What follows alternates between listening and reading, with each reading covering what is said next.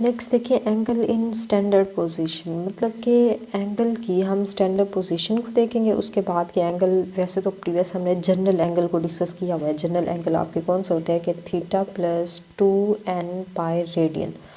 ये आपका जो था, ये आपका जनरल जो था, जनरल एंगल्स थे। इसके अंदर n जो था हम सेट ऑफ इंटीजर्स में से लेते थे, मतलब पॉजिटिव लेते तो आपका वो एंगल पॉजिटिव हो जाता है, मतलब उसकी जो रोटेशन होती है एंटी क्लॉकवाइज। और जब n नेगेटिव आता है तो वो क्लॉकवाइज रोटेशन होने की वजह से नेगेटिव एंगल, मतलब कि इसके अंदर सारे एंगल्स जो थे वो इंक्लूड हो जाते हैं। इनको हम को टर्मिनल एंगल्स कहते हैं, मतलब ऐसे एंगल जिनकी इनिशियल साइड और फाइनल साइड सेम हो, उसको हम को टर्मिनल एंगल्स कहते हैं।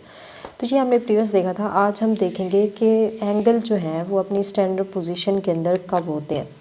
बहुत ही सिंपल है कि अगर कोई भी एंगल जो मतलब ओरिजिन से स्टार्ट हो रहा हो, उसका इनिशियल पॉइंट जो हो, मतलब उसकी जो वर्टेक्स हो वो लाई कर रहे हो ओरिजिन के ऊपर 0 0, एक्स भी 0, यहाँ पे वाई भी 0, तो यहाँ से स्टार्ट होने वाला एंगल, कोई भी आप एंगल देखें किसी भी टाइप का, यहाँ से एंगल जो है वो ड्रा करें, तो ये सारे के सारे एंगल्स जो होंगे आपके एंगल इन स्टैंडर्ड पोजीशन होंगे। बट अगर ये स्टार्ट हो रहे हैं आपके इनिशियल, इसकी लाइन जो है, ये स्टार्टिंग पॉइंट इसका एक्स एक्सिस से ही होना चाहिए।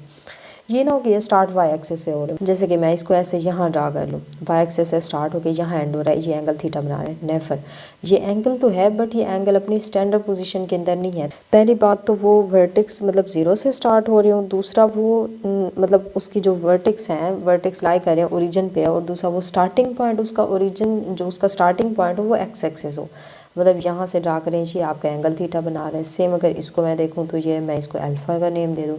सेम यहाँ से यहाँ तक अगर जा रहा है तो ये बीटा जा रहा है, ये भी एंगल। अब मैं इसे यहाँ से एक्स एक्सिस से मैं इसको एंटी क्लॉकवाइज या क्लॉकवाइज मेजर कर लूँ, बट मेरी ये दो कंडीशन सेटिस्फाई होनी चाहिए कि वर्टेक्स उसके 0 पे लाई करें, ओरिजिन पे लाई करें, और इसकी इनिशियल साइड एक्स एक्सिस हो।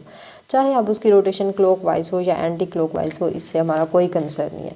तो ये जो एंगल्स हमने फॉर्म किए हैं, ये सारे एंगल्स जो हैं ये आपके कौन सी पोजीशन के अंदर है, स्टैंडर्ड पोजीशन के अंदर है।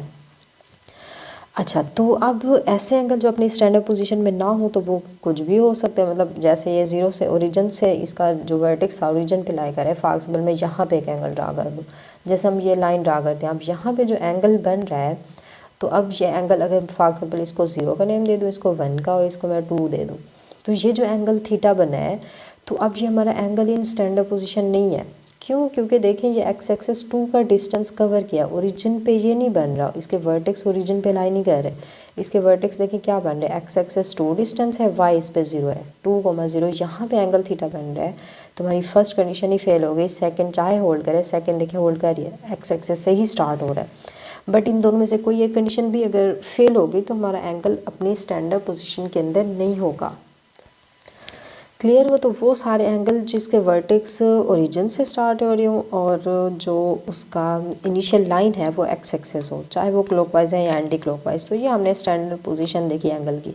अब उसके बाद देखें, बात आती है आपके क्वाड्रेंटर एंगल। ये आपके 4 होते हैं, 4 क्वाड्रेंट होते हैं। ये हमने एनालिटिक ज्योमेट्री के अंदर पढ़ा हुआ है, बहुत डिटेल में मैंने आपको करवाया है कि X axis, Y axis, X Y का मीनिंग क्या होता है फंक्शन के अंदर। ये एंगल्स तो नहीं बड़ा, खैर उसमें हमने ये क्वाड्रेंट के बारे में सारा सीखे। ये आपको पता है, ये आपका देखिए मैं बता दूँ, ये एक्स एक्सिस होता है, ये नेगेटिव एक्स एक्सिस, ये नेगेटिव है, ये पॉजिटिव है।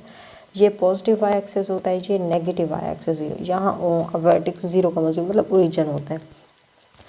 तो इन टर्म्स ऑफ अगर मैं एंगल से देखूं एंगल, तो ये आपका टोटल जो सर्कल होता है वो 360, मतलब यहाँ से 0 होता है, 0 से स्टार्ट होता है, 0 डिग्री। अगर इन टर्म्स ऑफ डिग्री हम देख रहे हैं तो यहाँ से यहाँ तक ये आपका कितना 90 हो जाएगा। फिर यहाँ से अगर हम यहाँ तक चलें तो ये टोटल 180 डिग्री होता है, डिग्री में मैं बात करूँ। फिर अगर मैं यहाँ से यहाँ तक चलूँ तो ये टोटल 270 हो जाएगा। फिर हम यहाँ से यहाँ तक पूरा सर्कल मतलब कंप्लीट कर लें तो यहाँ तक आके ये 360 डिग्री हो जाएगा। तो ये 4 आपके एंगल्स होते हैं, ये 4 एंगल, इनको क्वाड्रेंटर एंगल कहते हैं। क्योंकि फर्स्ट, ये आपको पता है फर्स्ट क्वाड्रेंट है, ये सेकंड है, ये हमारे पास थर्ड है, ये हमारे पास 4 है। अब इसकी रेंज क्या होती है फर्स्ट क्वाड्रेंट की? अगर आपसे रेंज पूछी जाए तो ये आपको पता है 0 से 90 के दरमियान में है। जो एंगल 90 और 0 से ग्रेटर हो, 90 से छोटा हो, या इनफैक्ट इक्वल भी हो सकते हैं, तो ये ऐसे एंगल फर्स्ट क्वाड्रेंट के अंदर लाई करते हैं। ये सिंपल आप क्वाड्रेंटल एंगल बताना चाह रहे हैं तो वो जस्ट ओनली यही 4 है, 90 डिग्री का एंगल, 180 का, 270 और 360। फर्स्ट क्वाड्रेंट के अंदर कौन से एंगल लाए जा रहे हैं वो बहुत सारे हो सकते हैं, 0 और 90 के दरमियान कुछ भी एंगल आप ड्रा कर लें तो ये सारे एंगल्स आपके क्या बनेंगे, एंगल इन स्टैंडर्ड पोजीशन बनेंगे अगर ये दो कंडीशन को होल्ड कर रहे हैं। अच्छा, ये तो हमने इन टर्म्स ऑफ डिग्री देखा। अगर मैं इन टर्म्स ऑफ रेडियन इनको मेजर करूँ तो आपको पता है 90 इक्वल होता है π/2 रेडियन के, 180 इक्वल होता है 180 degree in terms of radian देखें तो पाई रेडियन। आप देखें अगर इसी को मैं कन्वर्ट करूँ तो ये 0 डिग्री है, उसके बाद अगर हम देखें ये 90 है इन टर्म्स ऑफ रेडियन देखें तो π/2 रेडियन होगा, ये सिंपल पाई रेडियन हो जाएगा।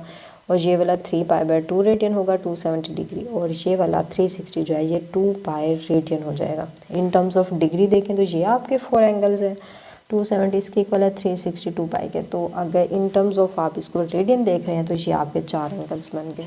क्लियर हुआ?